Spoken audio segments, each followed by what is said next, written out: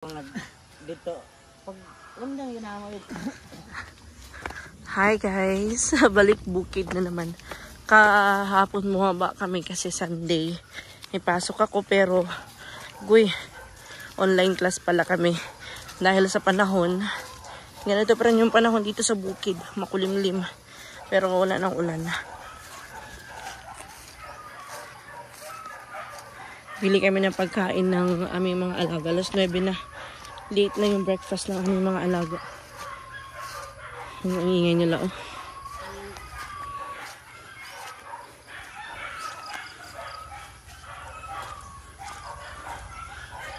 Saan ba man sila? Ang ingay nila. Ha?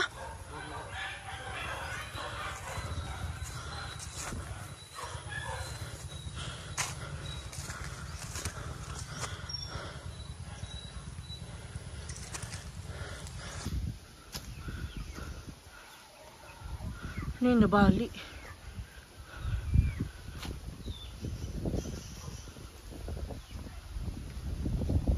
Sobrang lakas siguro ng hangin.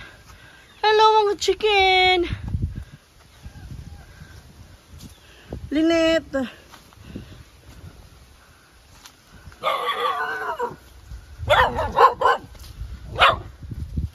Morgana! Morgana!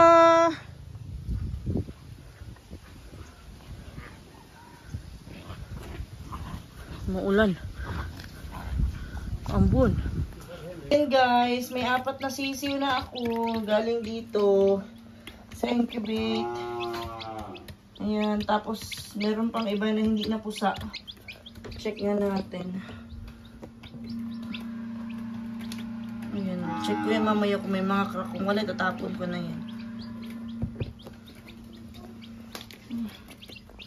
Buyag, ang lulusog nila. Mahal kayo yung sisiw ng Rhode Island na chicks. 150 yung isa. Yung bili ko nga, malaki lang dyan, 250. Mga 1 month old siguro. Yun ang mga gutom sila. Hi guys, ayan medyo lumalabas na yung araw pero mahangin pa rin. Okay lang yan na ganito yung panahon, at least mahangin, hindi sobrang init, no? So yung ibang dito sa Cebu, cancel yung nila, suspende yung kanilang pasok, pero dito sa Katmon hindi. Sa Compostela di ako sure. Parang may pasok sila. Consolation ata yung meron. So, let's go. Punta tayo dun sa kuha tayo ng mag-harvest tayo ng itlog. Kasi, ilang days na ba na hindi nakapag-harvest ng itlog. So, ganito yung sitwasyon kapag maulan. Grabe yung putik. Ayan, oh. Okay.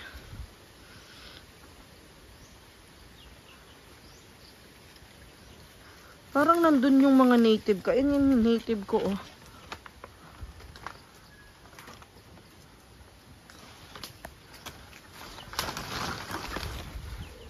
Hindi na sila dito nangingitlog kasi doon na sila sa taas nangingitlog. Tambayan na lang nila dito. Hi! Ayan yung native ko. Ginagawa mo dyan? Ah. Paano ako ng itlog? Kukuha ako ng itlog. Ito, yung 3, oy. Lang! Kaning isa, di na makakita.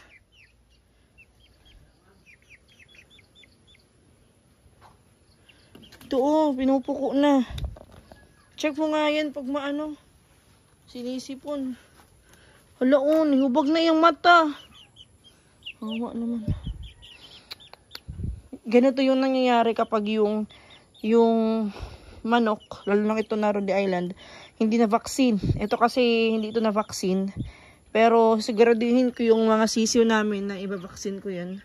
After 2 weeks. Ayan yung aking mga manok ko. Ayan, native yun nasa labas. Hindi pa umalis. Kuha ko ng itlog. Naglumlum na eh. Di ba naglumlum? Ay, ano ka?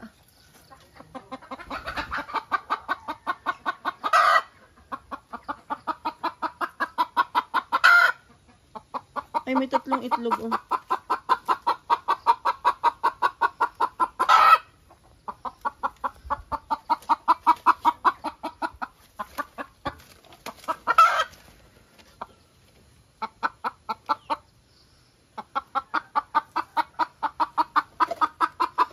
May itlog. Hindi tayo makakuha ng itlog kasi nandyan. Nasa loob. Maya na lang. So, ito para to sa 45 days. Hindi nakaintindi si Titing. Ay, okay na to. Para to sa 45 days. Kasi balak ko mag-alaga ng 45 days para sa fiesta sa October. Para at least hindi na tayo bibili ang mahal kayo ng manok ngayon. Dito natin siya ilalagay. At hindi pa ako nakabili ng sisiw. Siguro next week na. Hindi tayo makakuha ng itlog. Mag-harvest sana tayo. And yung mga sisiw ko naman na Rhode Island, yung meron akong 4, diba? Dadalhin ko yun sa bayan. Pati yung incubator ko. Dadalhin ko sa bayan kasi doon ko na sila papalakihin sa bayan. Meron naman tayong space sa likod ng bahay. So doon natin sila ilalagay. Kasi matagal pa naman sila bago ilipat sa baba. So siguro mga 3 months pag malaki na sila. Saka sila sa lupa. Para sure tayo na hindi mamamatay. Kasi na-prove ko na kasi yung 6 ko na binili. 3 na lang yung buhay and then yung isa may sakit. Yung mata. Ganun talaga. Pero at least sa in-incubate natin meron ng 4 na sisiw. Naantay ko pa yung iba na mapusa. Yung iba kong alaga. Lakas pa rin ng hangin. Mag-harvest tayo ng beans mamaya. Nakapag-harvest ako ng sili kahapon. Ayun, marami na namang bunga.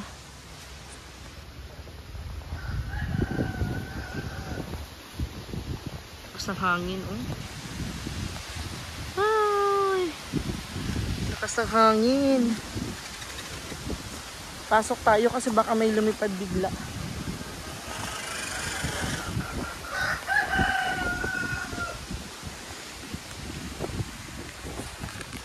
Balikan natin ulit kasi si Camille, ayun si Camille yan. Si Camille tumayo na. Baka pa din natin ma-harvest yung itlog. Kung ibibigay na ni Camille.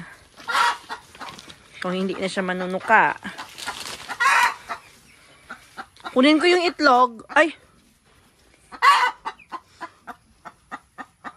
Ba't nandito pa siya?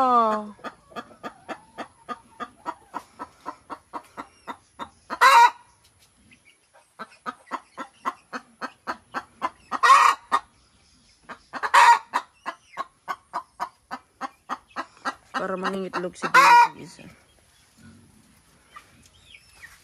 Nangitlog na. Hala! Wala yan kanina! Wala yan kanina. Ba't ang daming itlog? Wala yan kanina. As in, kung i-review yung video ko, wala yan kanina talaga.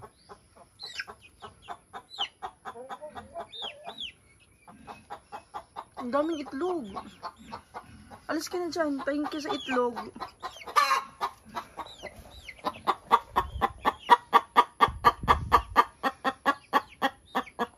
Mangingitlog ka rin, Tindeng?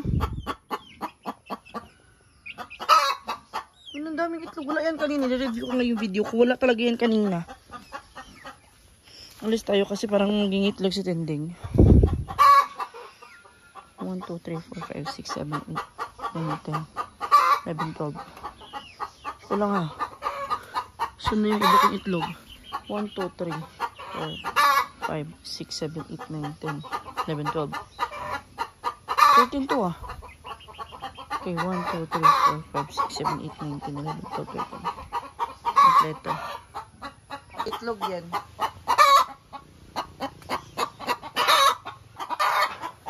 Hindi ko pwedeng kunin kasi ayun, may itlog siya.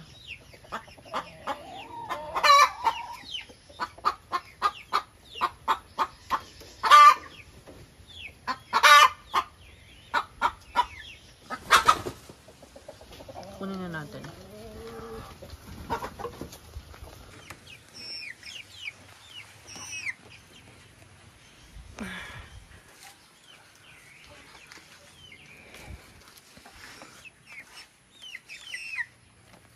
Ito yung sa Bisaya. Bisaya to. Eh, hindi, ito. Parang bagong itlog niya. Bagong ano.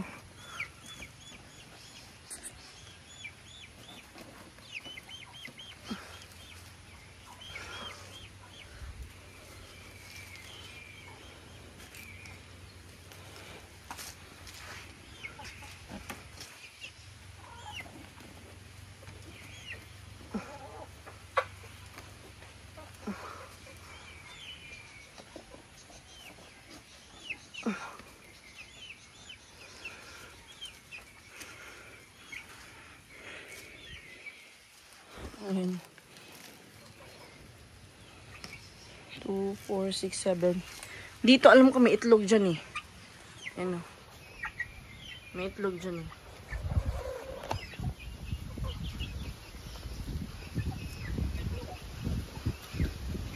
May 3 Bisaya.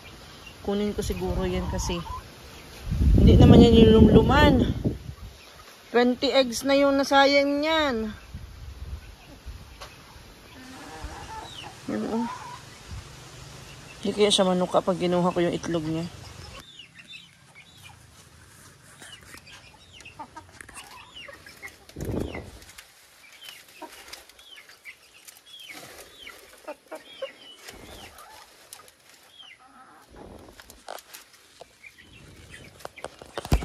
Okay.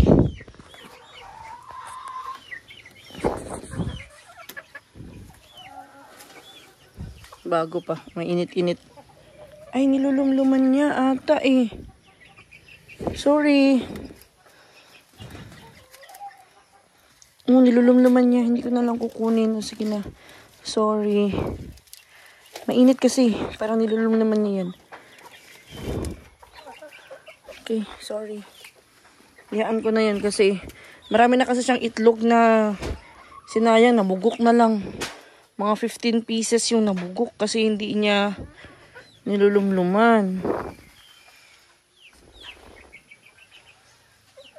Last month pa siya. Araw-araw nangingitlog. Ikaw? Huwag mo nang tukain. Dadalhin ko to sa bayan kasi mag-incubate ako. Maglo-load ako. Before 20, dapat makapag-load ako ng itlog.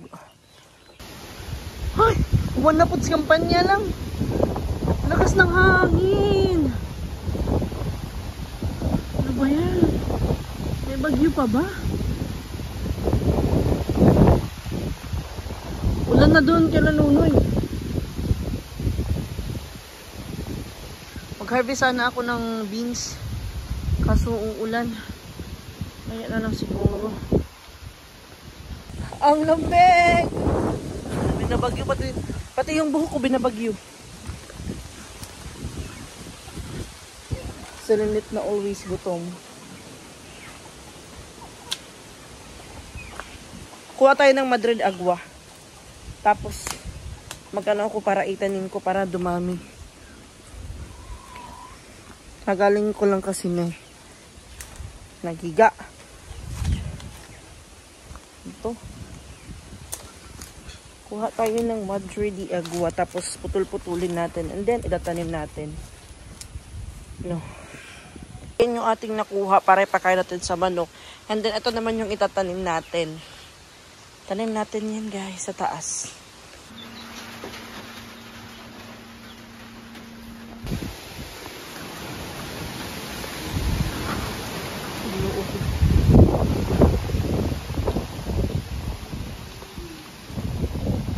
Tintuganay, oh.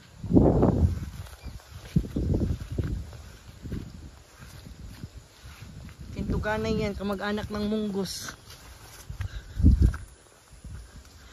Aray! Grabe ang dulas.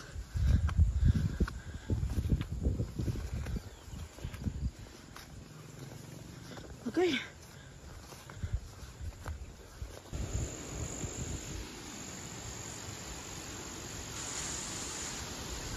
No.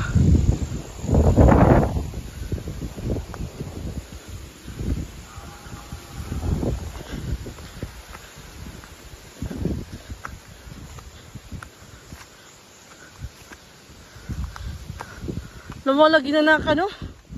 No.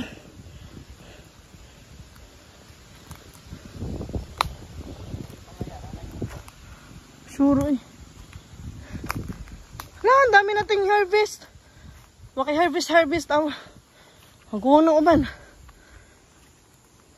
Yan yung ating beans, oh.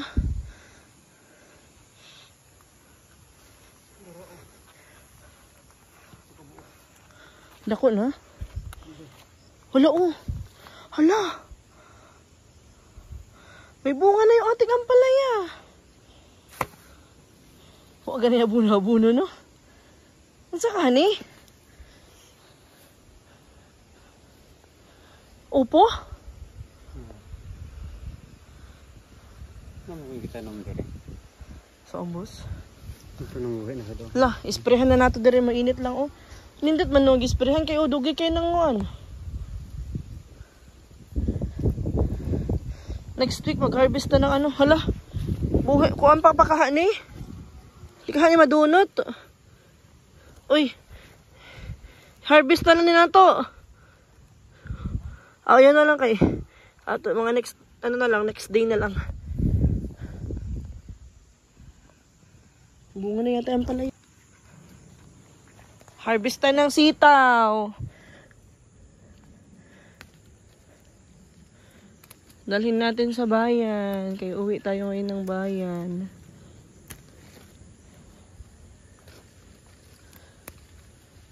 Kailangan kasi mga every 3 to 4 days na-harvest to, para hindi na anuhan.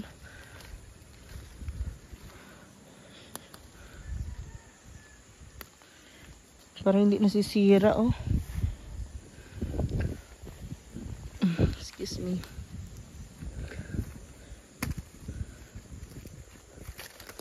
Okay.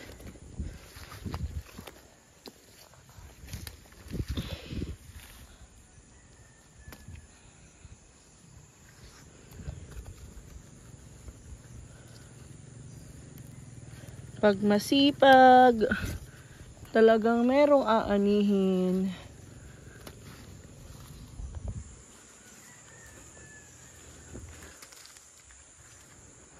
Dala din tayo ng ano. Dala tayo ng, ayan, ang taba ng malunggay. Ang daming bunga, oh.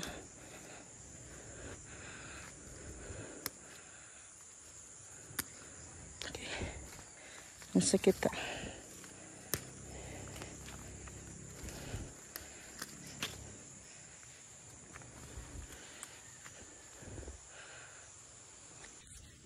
Hindi mo naman kung mama, di rin ako gidas mo ka.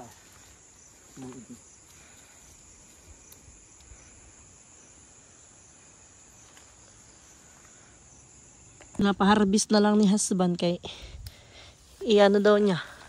Hala, napagani, oh. Nasa ubos. Wala lagi ni. Napa sa ubos lang. Ayuhan sa nibi. Para musaka. Ang daghang bunga sa ilom. Wow. Ito. Ayun na lang ini. Inya na lang ni. Kanilang sabot ang itlog. Kay bunga. Daghang kay bunga sa ilom. Wajud kasaka. kuan siguro ni siya hangin ba.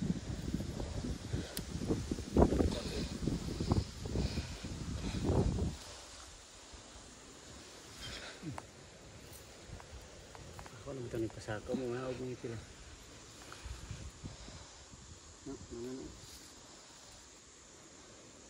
Kato. Sabitan mo lang po.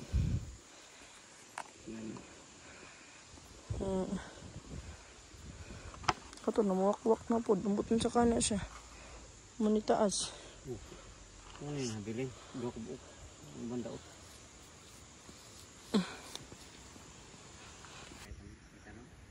Sige lang. Ato pa naman nasuwayan. Ayun na dyan tila nanditing yung Madre de Agua. Hindi namin tinaniman dito kasi sabi ni mama yung lupa is hindi na daw siya maganda para sa mga gulay. Dahil matigas yung lupa. May tinanim dito. So, tagitanam lang. Kamuting kahoy. Ayun, oh. Mag-spray kami ulit dito.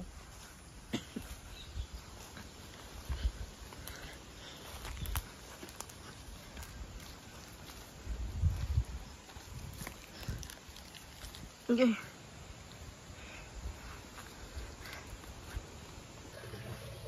Dadalhin namin sa bayan. Bili muna kami ng tubig kasi wala ng tubig sa bahay.